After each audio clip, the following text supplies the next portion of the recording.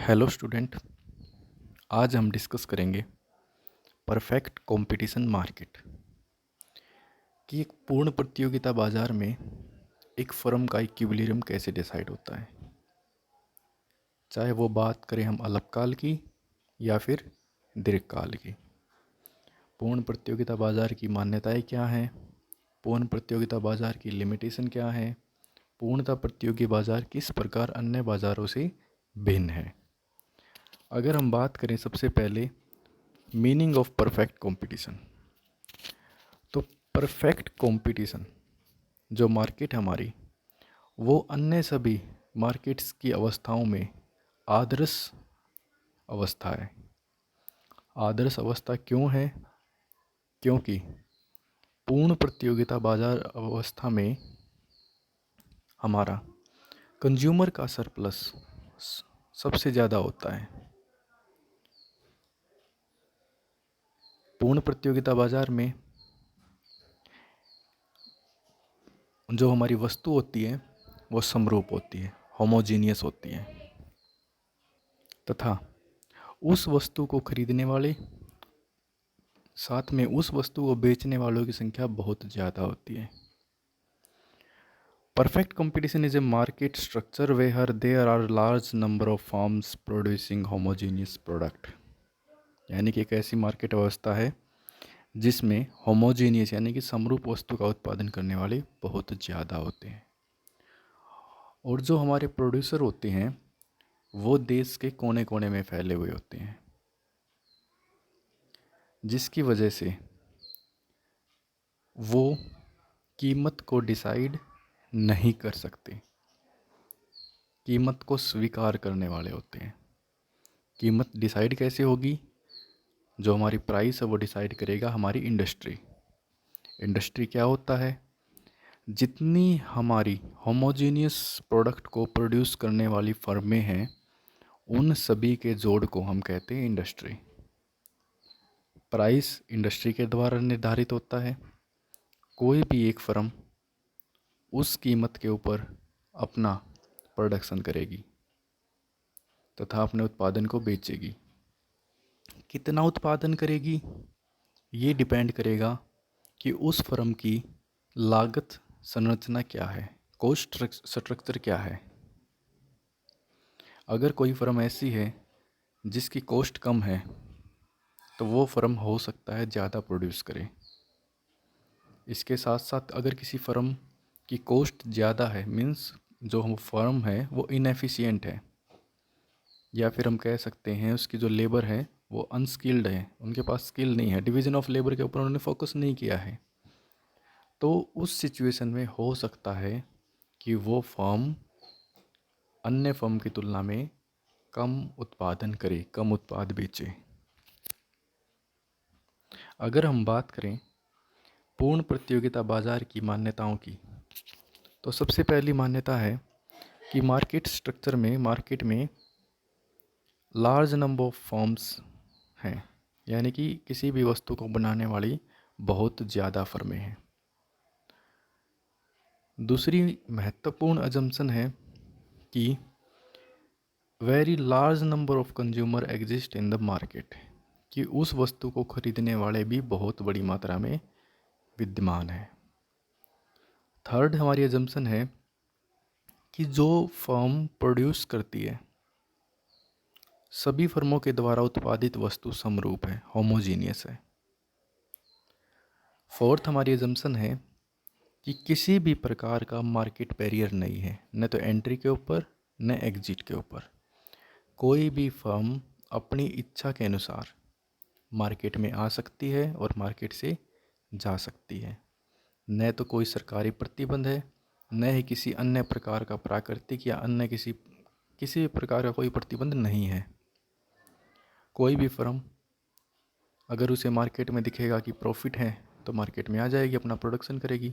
अगर उसे लगेगा कि मार्केट में प्रॉफिट नहीं है, लॉस चल रहे हैं, रिसेशन या डिप्रेशन की सिचुएशन है, तो हो सकता है वो फर्म मार्केट को छोड़ के चली जाए। इसके बाद हमारा इम्पोर्टेंट पॉइंट है कि किसी भी प्रकार का सरकारी हस्तक्षेप मार्केट में नहीं है। गवर्नमेंट प्राइस या फिर क्वांटिटी के संदर्भ में किसी प्रकार का कोई कंट्रोल नहीं रखती है, न ही किसी प्रकार के गवर्नमेंट के टैक्सेस हैं,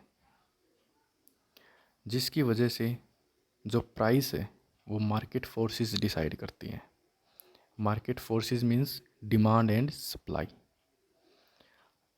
डिमांड और सप्लाई की संयुक्त प्रतिक्रिया ही मार्केट में कीमत का निर्धारण करती है, जिसको एक फर्म के द्वारा स्वीकार करना पड़ता है। अगर हम बात करें हम मोनोपोली मार्केट की, मोनोपोली मीन्स एकाधिकार मार्केट, तो उस बाजार व्यवस्था में क्योंकि उत्पादन करने वाला सिर्फ एक ही उत्पादक है, इसलिए वह फर्म एक उद्योग भी होती है, वह अपना कीमत खुद डिसाइड करता है।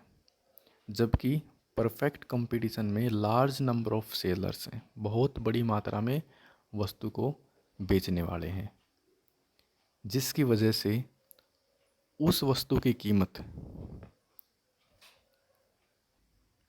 उद्योग द्वारा निर्धारित होती है तथा एक फर्म को उस कीमत को स्वीकार करना पड़ता है। नेक्स्ट हमारी अजम्पशन है perfect mobility of factors of production, कि जो हमारे फैक्टर ऑफ प्रोडक्शन हैं, लैंड, लेबर, कैपिटल, एंटरप्रेन्योर, उनकी परफेक्ट मोबिलिटी है, गतिशीलता है। यानी कि जो हमारे फैक्टर हैं वो फुल्ली अवेयर हैं, परफेक्ट नॉलेज है उनको, ठीक है। उनको पता है कि किन एरियाज में, चाहे हम बात करें जोग्राफिकल चाहे हम बात करें इकोनॉमिकल, किन एरियाज में प्रॉफिट ज़्यादा है, तो हमारे जो फैक्टर ऑफ प्रोडक्शन है वो पर्टिकुलर स्थान से दूसरी जगह पे मूव कर लेते हैं। अगर हम बात करें लेबर की, तो उसे पता है कि किस शहर में मज़दूरी ज़्यादा है। जिस शहर में मज़दूरी ज़्यादा होगी तो हमारा जो लेबर क्लास है वो छोड़ के उस स्थान पे चला जाएगा जहाँ पे मज़दूरी ज़्यादा है। इसी प्रकार जो हमारा इन्वेस्टर है, निवेशक है, उसे पता है कि कहाँ पे जो रिटर्न है वे हाई हैं, तो क्या करेगा, अपनी पूंजी को जहाँ पे रिटर्न आई है वहाँ पे इन्वेस्ट करना शुरू कर देंगे। इसके बाद हमारी नेक्स्ट अजम्पशन है परफेक्ट नॉलेज, कि जो हमारा कंज्यूमर है और जो हमारा प्रोड्यूसर है उसको मार्केट स्ट्रक्चर के बारे में पूर्ण ज्ञान है, मार्केट स्ट्रक्चर की पूर्ण नॉलेज है। इसके बाद अगर हम बात करें मार्केट फोर्सेस की, इंडस्ट्री की, तो वो किस प्रकार काम करती है। हमारी मेनली जो हमारी मार्केट होती है वो बेस होती है हमारी डिमांड और सप्लाई की। हमें पता है डिमांड का और प्राइस का नेगेटिव रिलेशन होता है, इन्वर्स रिलेटेड होती है। जैसे ही हमारे प्राइस बढ़ेंगे हमारी डिमांड कम हो जाएगी। इसके विपरीत जैसे ही हमारे प्राइस कम होंगे डिमांड बढ़ जाएगी। हमारा जो डिमांड कर्व है राइट साइड की तरफ डाउनवर्ड स्लोपिंग होता है, जबकि हमारा जो सप्लाई कर्व है उसका प्राइस के साथ पॉजिटिव रिलेशन होता है। एक प्रोड्यूसर ज़्यादा कीमतों के ऊपर ज़्यादा वस्तुएं बेचने के लिए तैयार होगा, क्योंकि उस समय ज़्यादा प्राइस के ऊपर उसका जो उसका प्रोड्यूसर सरप्लस है वो हाईएस्ट है। जैसा कि चित्र में दिखाया गया है, जहाँ पे डिमांड और सप्लाई एक दूसरे के बराबर हैं, वहाँ पर जहाँ पे डिमांड और सप्लाई एक दूसरे के बराबर हैं वहाँ पर एक फर्म का इक्विलिब्रियम डिसाइड होता है। इस अवस्था में OP1 हमारी कीमत है, जबकि OX2 हमारी क्वांटिटी है कि हमने कितना प्रोडक्शन किया है। ये जो कीमत है एक इंडस्ट्री के द्वारा निर्धारित हुई है, जिस पर सभी फर्मों को इस कीमत को स्वीकार करना पड़ेगा। इस कीमत के ऊपर कोई भी फर्म अपनी कितनी भी मात्रा का उत्पादन कर सकती है। कितनी का करेगी वो डिपेंड करेगा उसके कॉस्ट स्ट्रक्चर के ऊपर, जो कि हम पहले ही डिस्कस कर चुके हैं। देखो, अगर हम बात करें एक्सेस सप्लाई एक्सेस डिमांड की, अगर हमारी डिमांड फोर्सेस हैं, पहली बात तो ये है कि किसी प्रकार का सरकारी हस्तक्षेप मार्केट में नहीं होना चाहिए। जब सरकारी हस्तक्षेप नहीं होगा तो हमारी जो मार्केट फोर्सेस हैं, डिमांड और सप्लाई हैं, वो खुद ही अपना इक्विलिब्रियम डिसाइड कर सकती है, अपने आप को संतुलन में ला सकती है। कैसे लाएगी? मान के चलो कि हमारी डिमांड और सप्लाई है और ई बिंदु के ऊपर हमारा संतुलन में है। अगर किन्हीं कारणवश हमारी इकोनॉमी में प्राइस इंक्रीज हो जाए, ठीक है, प्राइस इंक्रीज होने के बाद क्या होगा? जो हमारे कंज्यूमर है वो अपनी डिमांड को कम कर देंगे और प्रोड्यूसर कोशिश करेंगे ज़्यादा से ज़्यादा सप्लाई हो। तो उस सिचुएशन में जब हमारा प्राइस बढ़ा तो उस सिचुएशन में हमारी डिमांड कम हो गई है, सप्लाई ज़्यादा हो गई है, तो यानी कि ये वाला जो हिस्सा है, ये वाला हिस्सा हो गया हमारा एक्सेस सप्लाई का, सप्लाई ज़्यादा है, जिसकी वजह से हमें पता है अगर किसी भी वस्तु की सप्लाई ज़्यादा होगी, डिमांड कम होगी, तो उसके प्राइसेस धीरे धीरे कम होने लगेंगे, वापस इक्विलिब्रियम ई बिंदु के ऊपर आ जाएगा। अगर हम बात करें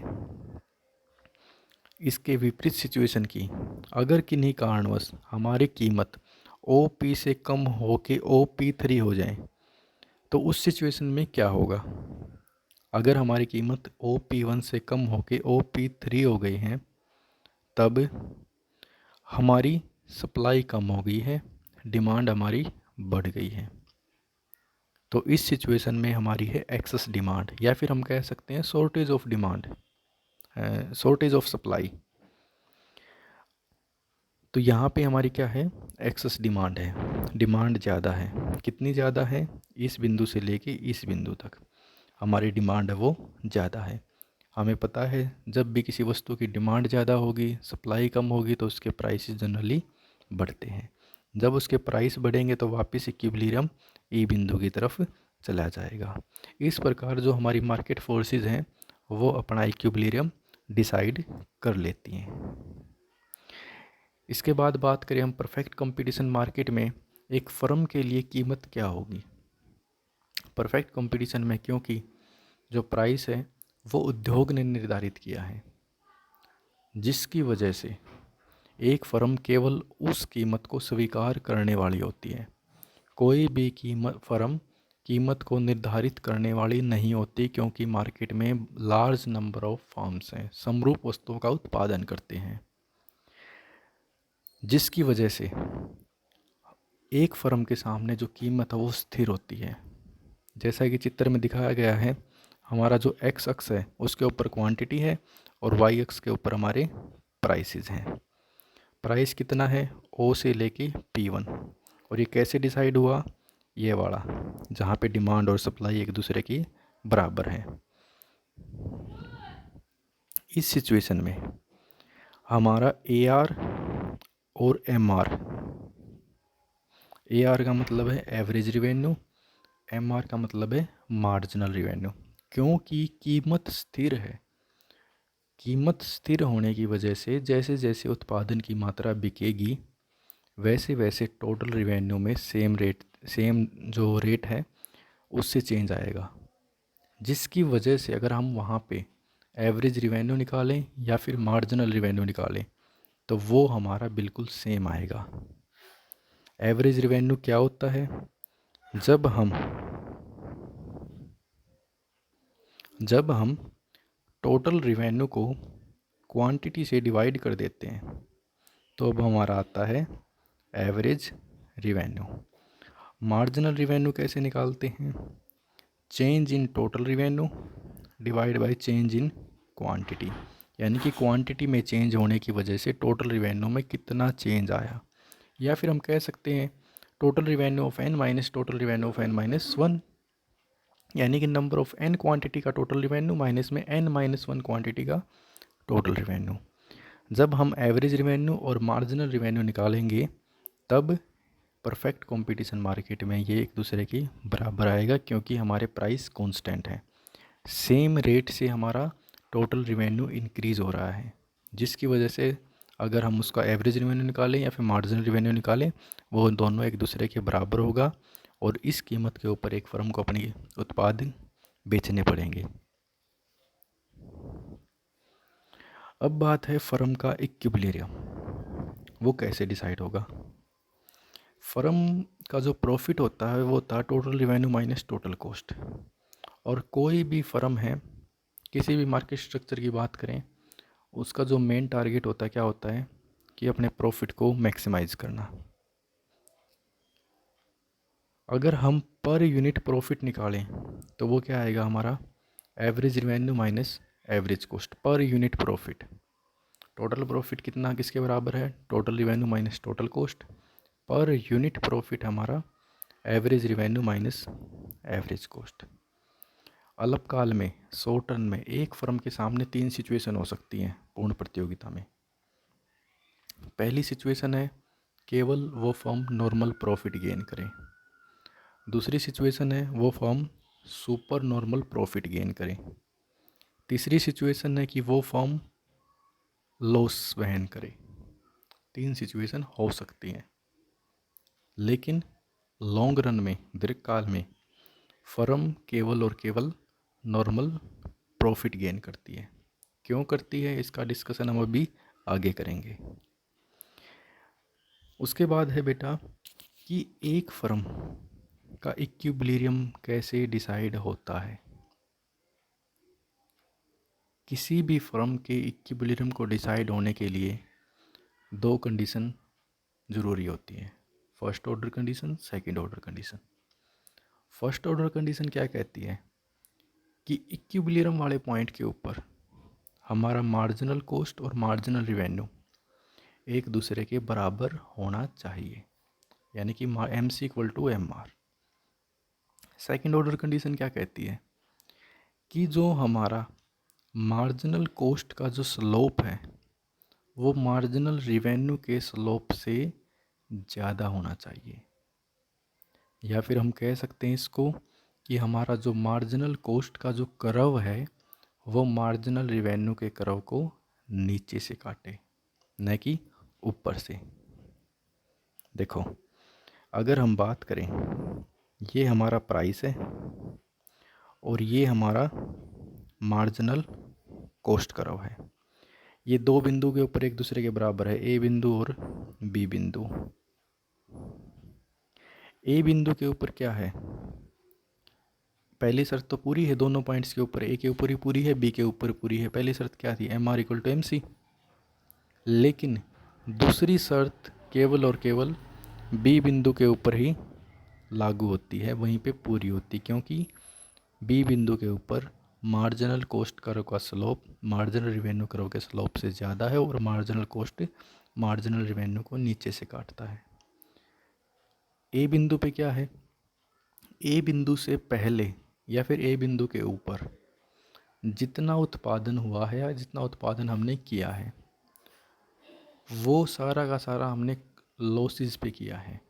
लॉस पे हमने क्यों किया है, क्योंकि ए बिंदु से पहले फर्म को केवल और केवल लॉस होने लग रहे थे, मार्जिनल कॉस्ट ज़्यादा थी, रिवेन्यू कम थे।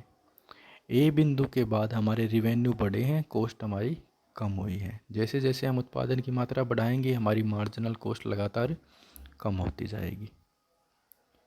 एक सिचुएशन के बाद बी बिंदु पे पहुँचे हम, बी बिंदु पे हमारे क्या हुआ, मार्जिनल रिवेन्यू और मार्जिनल कॉस्ट एक दूसरे के बराबर है। अगर कोई फर्म इस उत्पादन से ज़्यादा उत्पादन करती है बी बिंदु से, यानी कि वो हो गया हमारा OQ। अगर OQ मात्रा से ज़्यादा उत्पादन करेगी तो वह फर्म फिर से लॉस उठाने लग जाएगी। अब कोई फर्म प्रॉफिट गेन करती है या सुपर नॉर्मल प्रॉफिट गेन करती है या फिर लॉस वहन करती है, ये डिसाइड होगा हमारा एवरेज कॉस्ट और एवरेज रिवेन्यू के द्वारा। अगर हमारा एवरेज रिवेन्यू ज़्यादा है एवरेज कॉस्ट से, तब वह firm super normal profit gain करेगी। अगर हमारा एवरेज रिवेन्यू और एवरेज कॉस्ट एक दूसरे के बराबर हैं, तब वह firm only normal profit gain करेगी। अगर हमारा एवरेज रेवेन्यू कम हो बल्कि एवरेज कॉस्ट ज़्यादा हो तब वह फर्म लॉस वहन करेगी। कैसे करेगी वो भी देखते हैं। देखो, पहली सिचुएशन थी अल्पकाल की नॉर्मल प्रॉफिट। नॉर्मल प्रॉफिट यानी कि हमारी एवरेज कॉस्ट और एवरेज रेवेन्यू एक दूसरे के बराबर हो। एक फर्म का इक्विलिब्रियम कहाँ पे है? जहाँ पे हमारा M R equal to M C है, ई बिंदु। जहाँ पे हमारा एम आर और एम सी एक दूसरे के बराबर हैं वहाँ पे हमारी फर्म एक दूसरे के संतुलन में है। एक फर्म को लागत कितनी है, लाभ है या हानि है या सुपर नॉर्मल प्रॉफिट है, कैसी सिचुएशन है वो डिसाइड करेंगे हम एवरेज रिवेन्यू कर्व से। इस सिचुएशन में हमारा एवरेज रिवेन्यू और हमारी एवरेज कॉस्ट एक दूसरे के बराबर हैं जो कि ई बिंदु के ऊपर हैं। तो इस सिचुएशन में एक फर्म केवल और केवल नॉर्मल प्रॉफिट ही गेन करेगी। यहाँ पर हमारी दोनों सिचुएशन सेटिस्फाई हैं, इक्विलिब्रियम वाली भी प्रॉफिट वाली भी। अगर हम बात करें सुपर नॉर्मल प्रॉफिट की, फर्म का इक्विलिब्रियम कहाँ पे है? ए बिंदु के ऊपर, जहाँ पे M R equal to M C cut below M R. Firm उत्पादन कितना करी है? ओ एक्स टू। प्राइस क्या है? O P one. और फर्म की लागत कितनी है? लागत कौन बताएगा? हमारा एवरेज कॉस्ट। लागत कितनी है? लागत है हमारी ये वाला हिस्सा। ये वाला जो हिस्सा है एक फर्म की लागत को रिप्रेजेंट करने लग रहा है। फर्म की लागत कितनी है? O D B X two. जबकि फर्म का रिवेन्यू कितना है? फर्म का रिवेन्यू है ऊपर वाला हिस्सा, ओवरऑल। कैसे निकालते हैं फर्म के रिवेन्यू को?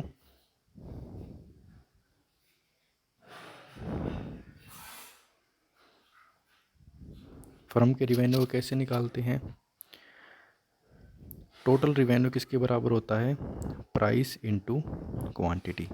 जब हम प्राइस को नंबर ऑफ क्वांटिटी से मल्टीप्लाई कर दें तो हमारा आता है टोटल रिवेन्यू। तो इस सिचुएशन में एक फर्म का प्रॉफिट कितना हुआ? Total revenue minus total cost. Total revenue कितना है? O P one A X two. Cost कितनी है? O D B X two. Profit कितना हुआ? ये वाला जो क्षेत्र है, ये वाला क्षेत्र एक फर्म का लाभ हुआ, इसको हम कहेंगे super normal profit. Third situation हो सकती है एक फर्म लॉस के ऊपर काम करे। लॉस के ऊपर काम कब करेगी? जब उस फर्म की एवरेज कॉस्ट ज़्यादा होगी एवरेज रिवेन्यू से।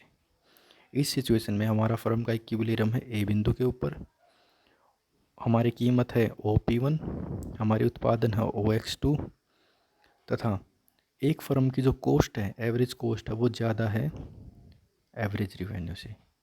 कितनी ज़्यादा है? ए बी के बराबर ज़्यादा है। तो जो ऊपर वाला जो हिस्सा होगा, ये वाला जो हिस्सा, ये एक फर्म का लॉसेस को रिप्रेजेंट करने लग रहा है। इसके बाद है लॉन्ग रन की सिचुएशन। अल्पकाल में हमने देखा अभी एक फर्म के सामने तीन सिचुएशन हो सकती हैं, super normal profit, normal profit और मिनिमम लॉस। जबकि दीर्घकाल में एक फर्म के सामने केवल एक ही सिचुएशन होती है, वो है नॉर्मल प्रॉफिट। क्यों? क्योंकि लार्ज नंबर ऑफ फर्म्स हैं। उसके बाद हमने एक अजम्पशन पढ़ी थी, मोस्ट इम्पोर्टेंट अजम्पशन थी, गवर्नमेंट का हस्तक्षेप नहीं है तथा सभी फर्मों के प्रवेश पर किसी प्रकार का प्रतिबंध नहीं है, न तो एंट्री के ऊपर न ही एग्जिट के ऊपर। तो लॉन्ग रन में क्या होगा? जो फर्में सुपर नॉर्मल प्रॉफिट में हैं उनको उनसे आकर्षित होकर अन्य फर्में मार्केट में आएंगी। जब मार्केट में आएंगी तो उससे मार्केट में सप्लाई बढ़ेगी, सप्लाई बढ़ने से प्राइसेस कम होंगे, जिसकी वजह से सुपर नॉर्मल प्रॉफिट वाली फर्म के जो सुपर नॉर्मल प्रॉफिट हैं वो कम हो जाएंगे। इसके विपरीत अगर बाज़ार में बहुत सारी फर्में ऐसी हैं जो लॉस के ऊपर काम करने लग रही हैं, तो उस सिचुएशन में क्या होगा? उस सिचुएशन में जो फर्में इनएफिशिएंट होंगी, या फिर हम कह सकते हैं जो फर्में शट डाउन पॉइंट के ऊपर प्रोडक्शन करने लग रही हैं, अल्पकाल में तो कर सकती हैं शट डाउन पे प्रोडक्शन, कोई प्रॉब्लम नहीं है। लेकिन लॉन्ग रन में क्योंकि उनकी सारी की सारी कॉस्ट वेरिएबल कॉस्ट होती है, जिसकी वजह से वो फर्में दीर्घकाल में अपना उत्पादन बंद करने का डिसीजन ले लेती हैं। जिन भी फर्मों की कॉस्ट एवरेज कॉस्ट से कम है वो लॉन्ग रन में प्रोडक्शन कर ही नहीं सकती है, क्योंकि एवरेज कॉस्ट करो का मिनिमम पॉइंट ही उनके लिए लॉन्ग रन में शट डाउन पॉइंट बन जाता है। अल्पकाल में क्या होता है, अल्पकाल में दोनों तरह की कॉस्ट होती है, हमारी वेरिएबल कॉस्ट भी होती है, हमारी फिक्स कॉस्ट भी होती है। फिक्स कॉस्ट के लॉस को तो एक कंपनी वहन कर लेगी, लेकिन वेरिएबल कॉस्ट के लॉस को कोई भी कंपनी वहन नहीं करेगी। अगर वेरिएबल कॉस्ट का ही लॉस है तो वो उत्पादन बंद कर देगी, केवल फिक्स कॉस्ट का लॉस होगा। इसलिए लॉन्ग रन में चूँकि सारे की सारी कॉस्ट हमारी वेरिएबल कॉस्ट है, इसीलिए जो फर्में इनएफिशिएंट हैं, एवरेज कॉस्ट से कम लागत पे अपना उत्पादन करने लग रही हैं, वो फर्में अपने उत्पादन को बंद कर देंगी, जिसकी वजह से बहुत सारी फर्में मार्केट से चली जाएंगी। जब फर्में मार्केट से जाएंगी तो हमारा जो सप्लाई का रहा वो लेफ़्ट साइड शिफ्ट होगा, जिसकी वजह से हमारे जो प्राइसेस हैं वो इंक्रीज़ होंगे। प्राइस इंक्रीज़ होने से जो अन्य फर्में हैं बची कुची, उनके सामने नॉर्मल प्रॉफिट की ही सिचुएशन होगी। तो इस प्रकार पूर्ण प्रतियोगिता में दीर्घकाल में फर्मों के सामने केवल और केवल नॉर्मल प्रॉफिट होते हैं। Conclusion, the perfect competition is very ideal और unique situation for firm equilibrium. हमने भी पढ़ा एक आइडियल सिचुएशन एक आदर्श अवस्था है। Even though it may be available in practice, it plays important role in fixing the benchmark of the market structure। कि एक मार्केट स्ट्रक्चर कैसा होना चाहिए, उसके लिए आदर्श अवस्था प्रदान करता है हमारा परफेक्ट कंपटीशन मार्केट, जिसमें सबसे ज़्यादा प्राथमिकता हम कंपटीशन को देते हैं। कंपटीशन एग्जिस्ट करता है इसलिए कंज्यूमर का वेलफेयर मैक्सिमम होता है।